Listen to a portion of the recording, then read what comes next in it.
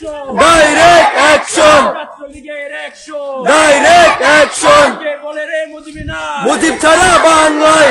গাজীপুরে নাশকতার পরিকল্পনা ও পুরনো মামলার অভিযোগে নিষিদ্ধ ঘোষিত সংগঠন ছাত্রলীগের 4 নেতাকে গ্রেফতার করেছে পুলিশ।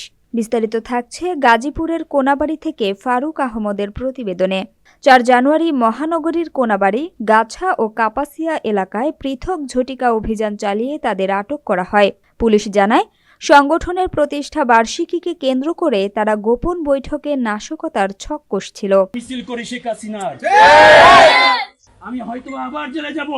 গ্রেফতারদের মধ্যে রয়েছেন কোনাবাড়ী থানা ছাত্রলীগের যুগ্ম সাধারণ সম্পাদক মোহাম্মদ সোহানুর রহমান সোহান, গাছা থানা এলাকার 2 নেতা হিমেল সরকার ও মুস্তাকিম হোসেন জয়, কাপাসিয়ার টোক এলাকার ইউনিয়ন ছাত্রলীগ সভাপতি জাহিদ হাসান।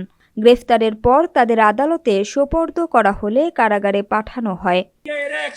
ডাইরেক্ট অ্যাকশন, মুজিব ছাড়া বাংলায়। পুলিশের দাবি, গ্রেফতারকৃতরা বৈষম্য বিরোধী ছাত্র আন্দোলনের সময় নাওজুর হাইওয়ে থানায় মামলা ও অগ্নিসংযোগের ঘটনায় জড়িত ছিলেন।